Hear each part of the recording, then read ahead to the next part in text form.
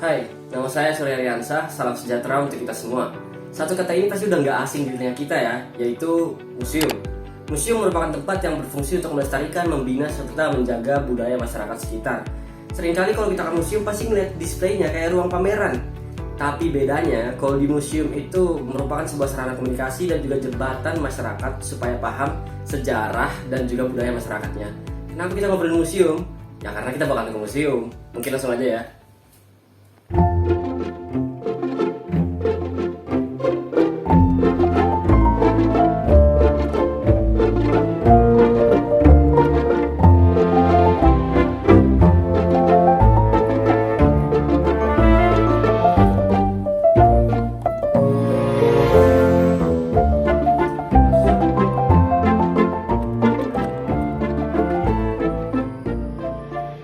Oh ya, karena nggak sabaran aku sampai lupa ngasih tahu kita bakalan ke museum mana. Jadi kita bakalan ke Museum Sadurungas yang berlokasi di Jalan Keraton, Pasar Dengkong, Kabupaten Pasir.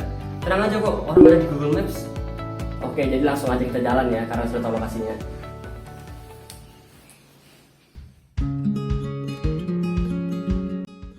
Sekarang kita sudah sampai ya di Museum Sadurungas. Mungkin sebelum lihat lebih jauh ke dalam, kita lihat luarnya dulu yuk.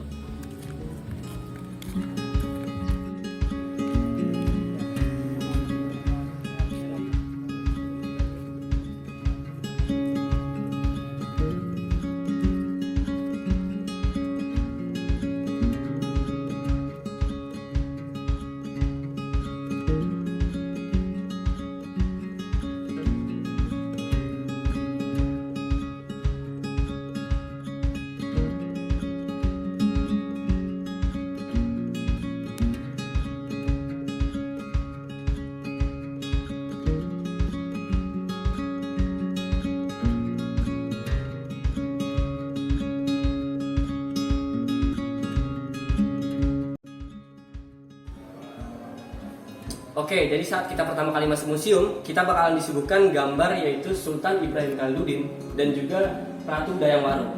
Jadi bagi yang belum tahu ya, Sultan Ibrahim Khaludin merupakan raja terakhir Kesultanan Pasir yang dimana menjabat semenjak tahun 1895 hingga tahun 1916 dan beliau wafat pada tahun 1939. Nah, mungkin kita lihat ketimbang cuma tahu profilnya aja, kita bakalan lihat beberapa peninggalan dari Sultan Ibrahim Khaludin. Mungkin langsung aja.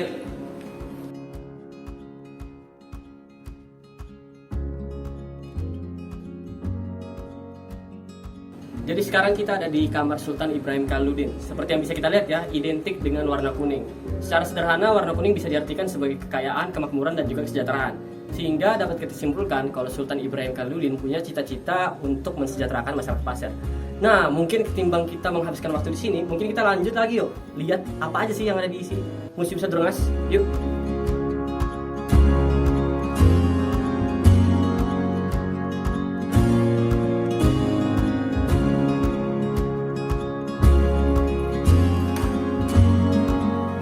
Di bagian dalam museum, kita bakalan nemuin banyak banget foto kondisi Pasir di zaman dahulu.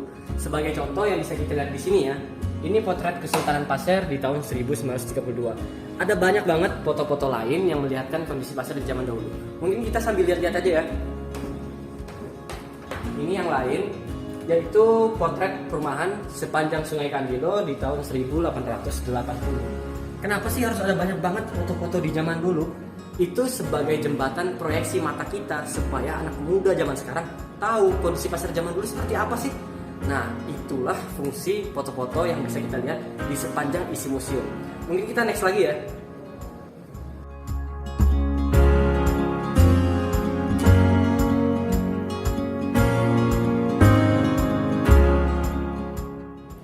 Sekarang sudah era modern ya, banyak banget kegiatan yang bertransformasi menjadi kegiatan non-fisik. Salah satu contohnya penyimpanan dokumen. Sekarang dokumen disimpan secara digital. Nah, Museum Sadurungas juga nggak kalah ngikuti era modernisasi.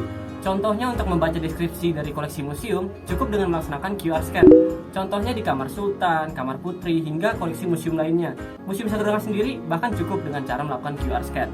Jadi jangan bilang kalau kita ke museum ketinggalan zaman, nggak ngikuti era modernisasi dan globalisasi. Museum juga nggak kalah.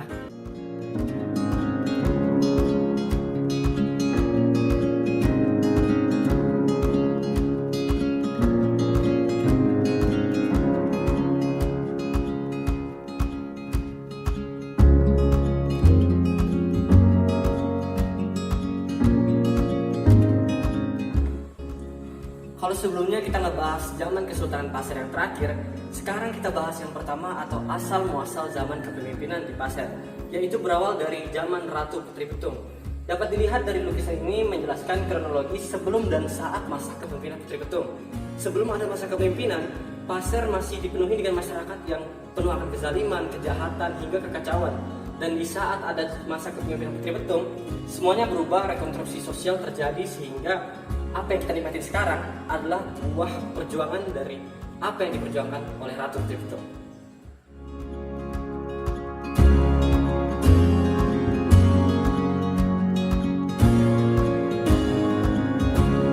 Bertepatan di samping Museum Sadurungas juga terdapat sebuah masjid yang bernama Masjid Jami Nurul Ibadah. Masjid ini merupakan peninggalan Raja Aji Tanggaran. Dan pada abad ke-19, masjid tidak hanya digunakan untuk ibadah tetapi juga dipergunakan untuk berkumpul dan bermusyawarah terhadap isu sosial yang terjadi di era kerajaan.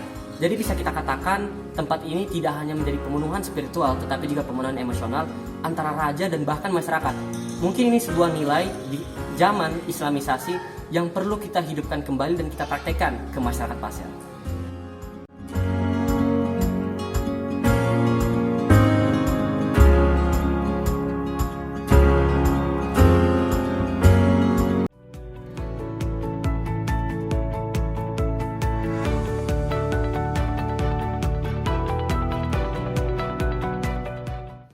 Jadi itu tadi ringkasan pengalaman aku di Museum Sadurungas. Sengaja nggak aku liatin dan deskripsiin semuanya supaya kalian penasaran dan mau langsung datang ke Museum Sadurungas.